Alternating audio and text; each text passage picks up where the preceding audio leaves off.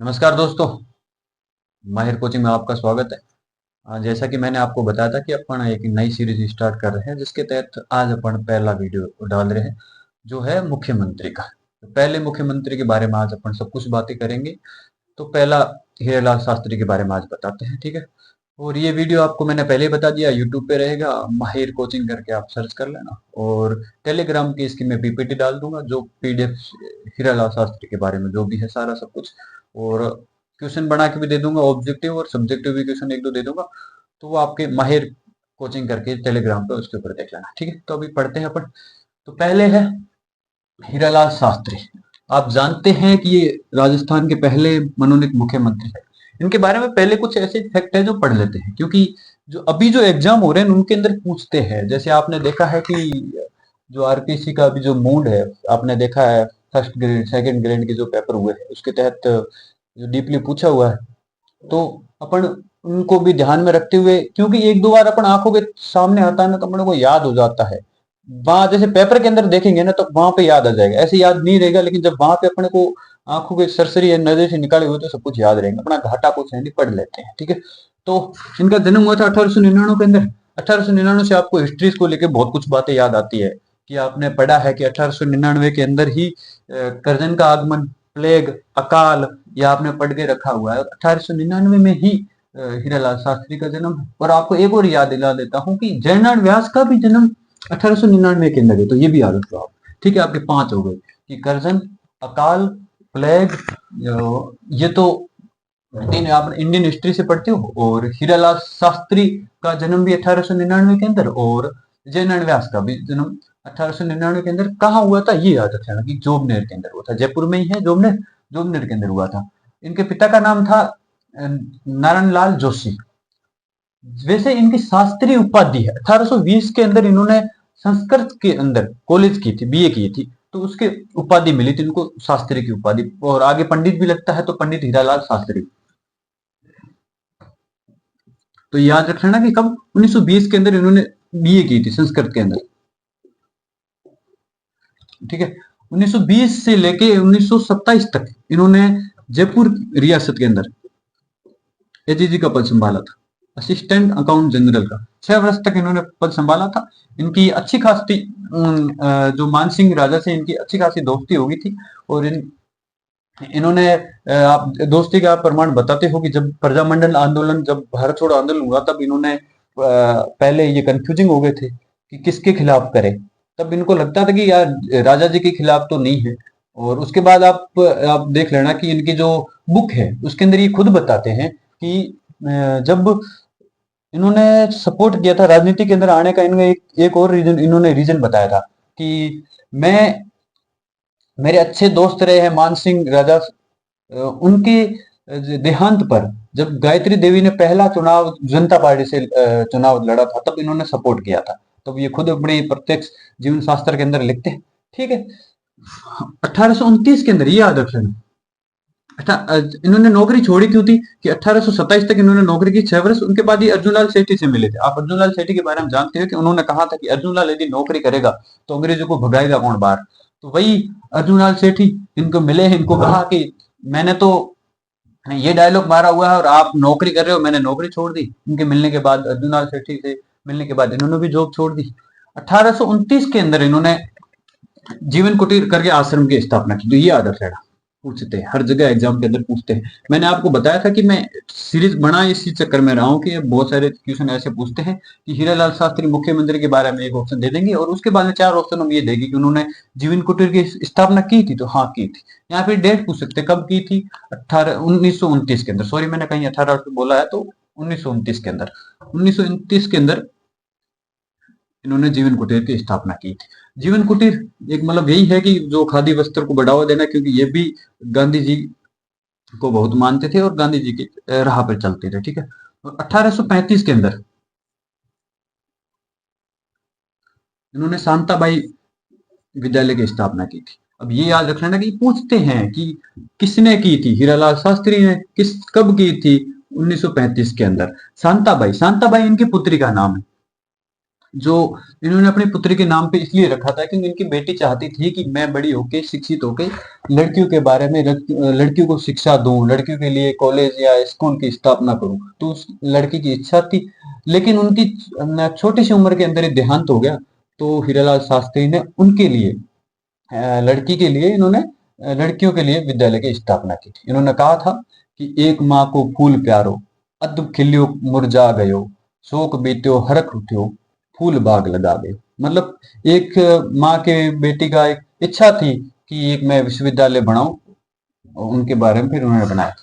इसी का नाम है ना 1943 के अंदर वनस्थली किया गया था। ज्यादातर यही पूछते हैं कि वनस्थली विद्यालय की स्थापना किसने की थी, तो किसने की थी, शांता अरे सॉरी हीरालाल शास्त्री जी ने की थी।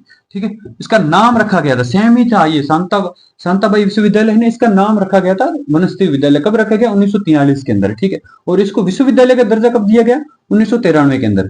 तो इसके अंदर शिक्षा कैसी दी जाती है ये पूछते हैं ज्यादातर। तो इसके अंदर शिक्षा दी जाती है पंचमुखी, आपने सुन के रखा हुआ है, पंचमुखी शिक्षा दी जाती है। पंचमुखी में कौन कौन से आते हैं, कलात्मक हुई जैसे, ठीक है, बौद्धिक,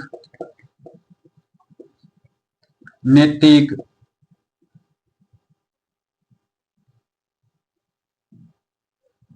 ये पंचमुखी शिक्षा दी जाती है। एक दो और है जो मेरे को याद है तब बता दो। 1942 के अंदर आते आते, आप जानते हो 1942 के अंदर आते आते इन्होंने जेंटलमैन एग्रीमेंट किया था। ये पूछ लेते हैं कि जेंटलमैन एग्रीमेंट किया था 1942 के अंदर, क्यों किया था कि जब 1942 के अंदर भारत छोड़ो आंदोलन चल रहा था, तब सब जगह से कांग्रेस ने कहा था कि जो जहां जहां प्रजामंडल आंदोलन जो है वो भारत छोड़ो आंदोलन में भाग लेंगे। लेकिन हीरालाल शास्त्री कंफ्यूज थे कि किसके खिलाफ करें। तब इन्होंने कहा था कि मैं एक मीटिंग करूंगा। इन्होंने मीटिंग की मिर्जा इस्माइल के साथ, जो जयपुर के प्रधानमंत्री थे, जयपुर रियासत के, उनके साथ मीटिंग की और इन्होंने ये निर्णय लिया कि हम भारत छोड़ो आंदोलन के अंदर भाग नहीं लेंगे। तो ये बहुत बार क्वेश्चन पूछा हुआ है कि जब ऐसा कौन सा, या तो ऐसे पूछे या कौन ऐसा कौन सा प्रजामंडल था जिसने भारत छोड़ो आंदोलन के अंदर भाग नहीं लिया था, या पूछते हैं कि जयपुर छोड़ो अरे सॉरी भारत छोड़ो आंदोलन के अंदर जयपुर प्रजामंडल ने भाग लिया था, तो नहीं लिया था।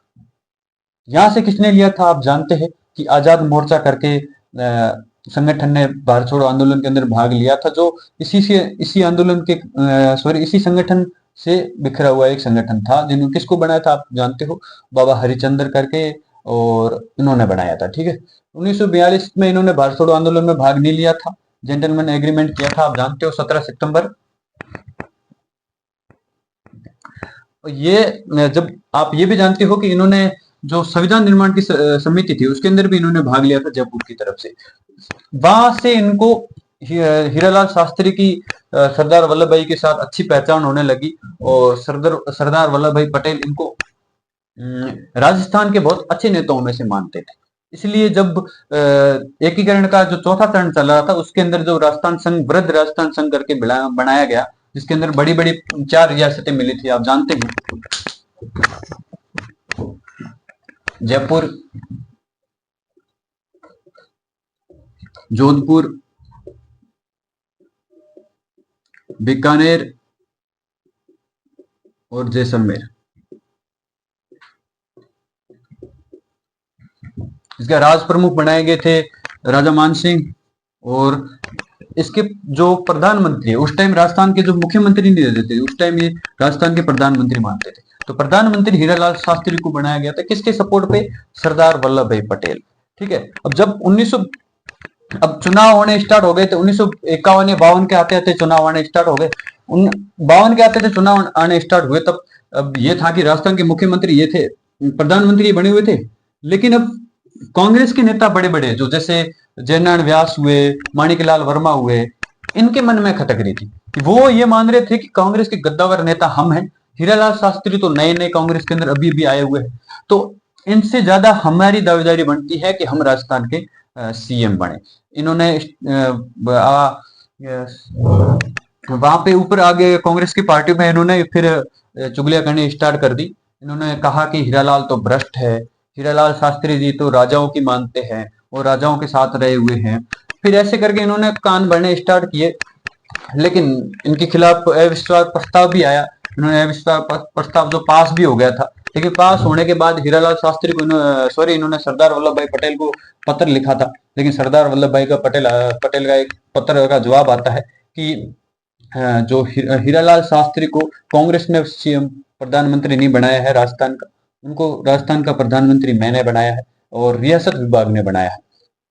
तो उस टाइम तक तो इनकी दाल गली नहीं, लेकिन फिर जो 30 मार्च को जो राजस्थान के अंदर बहुत बड़ा समारोह था, ब्रज राजस्थान संघ, जब इनके अंदर बड़ी बड़ी रियासतें मिली थी तब ब्रज राजस्थान का बहुत बड़ा समारोह था। उसके अंदर ये हो गया कि जो फर्स्ट पंक्ति के अंदर राजा थे, सेकंड पंक्ति के अंदर प्रशासनिक अधिकारी और थर्ड पंक्ति के अंदर जो राजस्थान के कांग्रेस के नेताओं को बैठाया गया, लेकिन उनको लगने लगा कि ये हमारा अपमान है और कांग्रेस के नेता सारे के सारे उठ के गए। टीकाराम जूली, माणिकलाल वर्मा,